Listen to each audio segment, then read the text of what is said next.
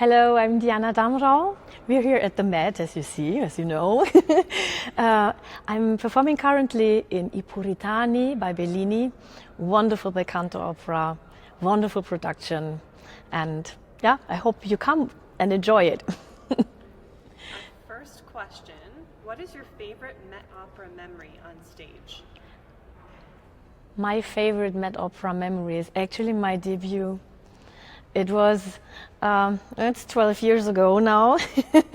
It was as Zerbinetta in Ariadne auf Naxos by Richard Strauss. And already coming on this big stage during the rehearsals was quite terrifying. And I thought, oh my God, I will never make it. And if my voice arrives really everywhere. This was solved by the first note I sang, and I thought, oh, wonderful.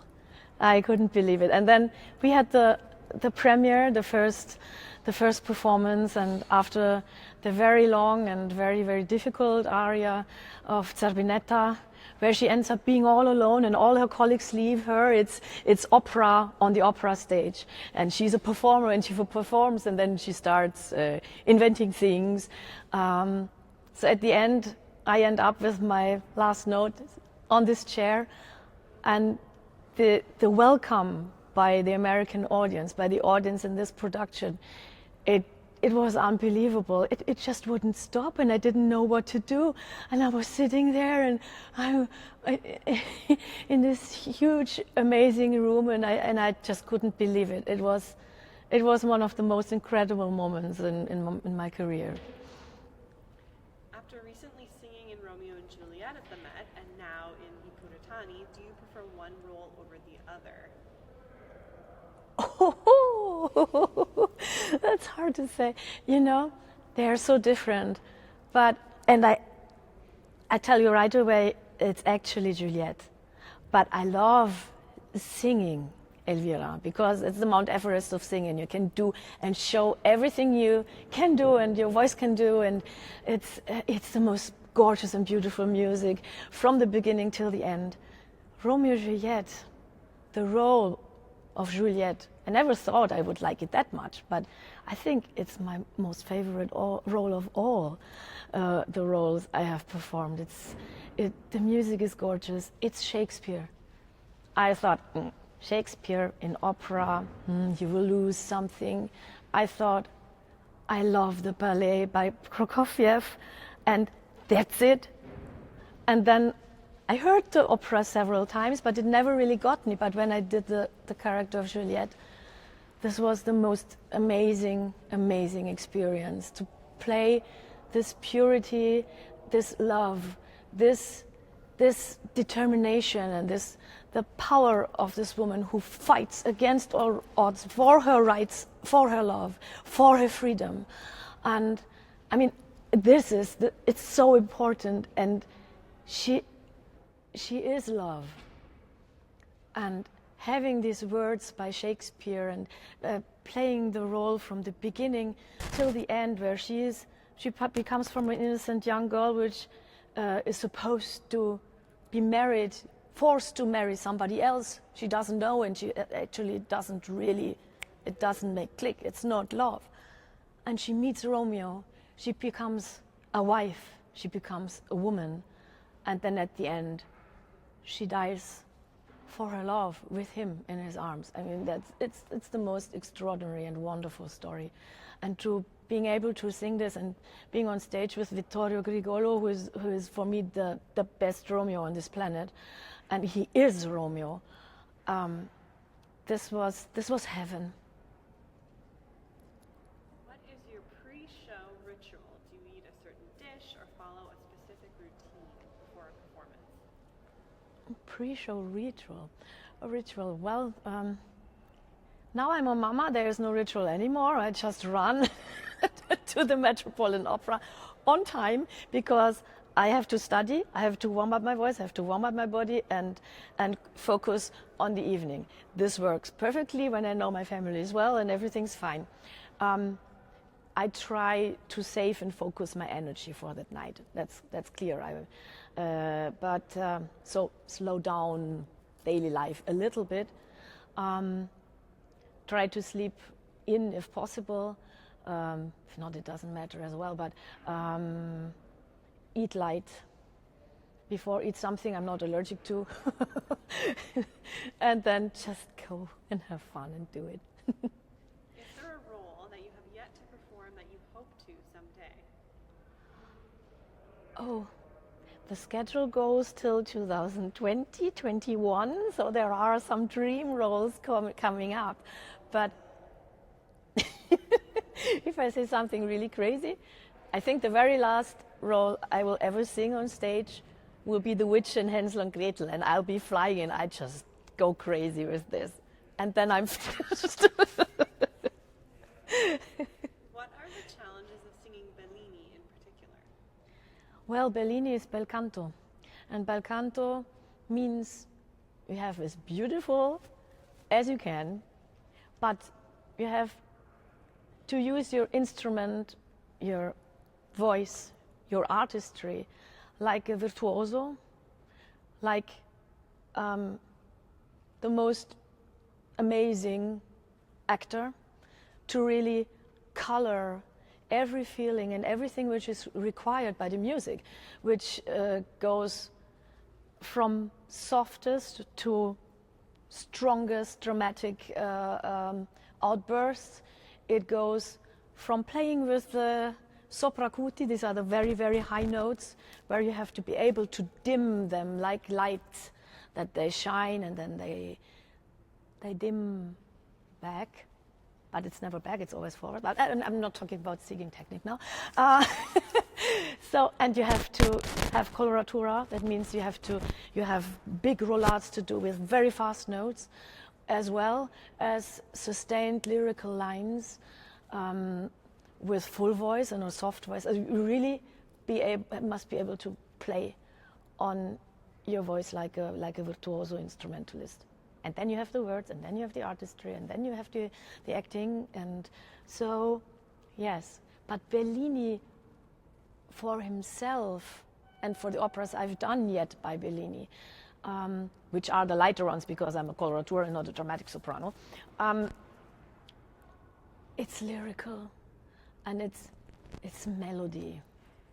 And when you go and see Puritani, you can't tell which is your most favorite moment, your favorite melody. You're just bathing in beauty from the beginning till the very end, through all the feelings. What's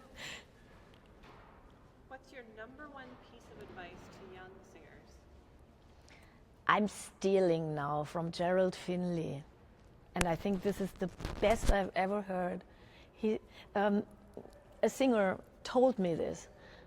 He said to her, enjoy your singing. And I think that's the most important. This profession is so difficult. You're fighting so many things. You're fighting your body, you're fighting your subconsciousness, which always says, oh, this is difficult, oh, I didn't make it well, in the dressing room, and I have to, and all this. And then also starting a career, sometimes is discouraging, it's difficult, especially nowadays. And so go give money to art. We only live through music. And this connects the world. So we have to continue. Help these young singers. Help everybody to enjoy what we have. I'm sorry, I don't want to get political, but our world, our opera world, is international, and it works, and it's inspired by diversity and beauty and history, and it's wonderful. So help these young singers, and despite all these difficulties, go for it. Give love, give music, give feeling, make people think, make people enjoy, make people laugh, make people cry. But in times of war, music is always there and soothes, and it's necessary. And so don't give up, young ones, enjoy your singing. Even if you think you will not get there, enjoy it.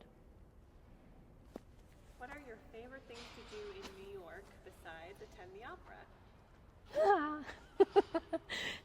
You know, in New York you can do anything. So when I was without family and young children and didn't pull a stroller, I loved being on rollerblades, and I even did Fifth Avenue, and I went from Battery Park to Washington Bridge. I loved being in Central Park, doing there the loop. I went to the Broadway Dance Center and these dance studios, and I took tap classes and flamenco classes and sometimes musical classes. I'm not a professional, but I had so much fun. Well, I love eating out. You can eat anything you want, anytime, and yeah. Yes, well, and then there are the shops, but let's not start with this. There's so much to do. And also with children, there are many, many wonderful things you can do with the little ones. So, yeah, like the New York Kids Club, thank you for helping us, if anybody hears that. But, yeah, it's wonderful being New York. How do you stay in such good vocal shape with such a busy travel schedule? Well, I try. Well, at the moment, I'm coughing for 3 months with my bronchitis, but you try to balance in your calendar also during rehearsal times, for instance. There you can mark. There are maybe 3 weeks where you don't have to go 200% like you do in a performance. But this is not rest.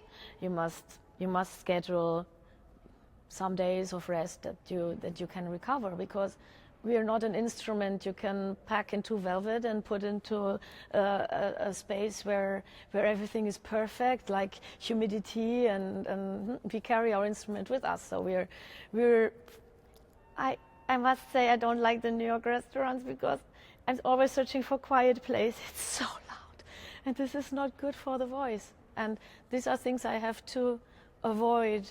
So, yeah, I must help my body. We're sportsmen. But, yeah, body can do great things. And you just need to listen to it and follow it. And now our final question. If you could choose to be an opera character in real life, who would you be and why? I told you about the witch, no. No, I would, oh my, an opera character in real life.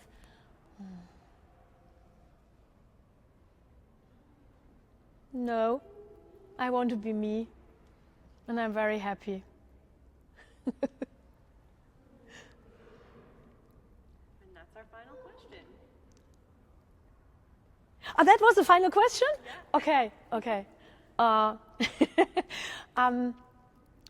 Yes, as I said at the beginning, you're welcome to come to Puritani and see us all and hear us all. And, well, thank you for listening. Send you all my love, and, yeah, enjoy music. Bye.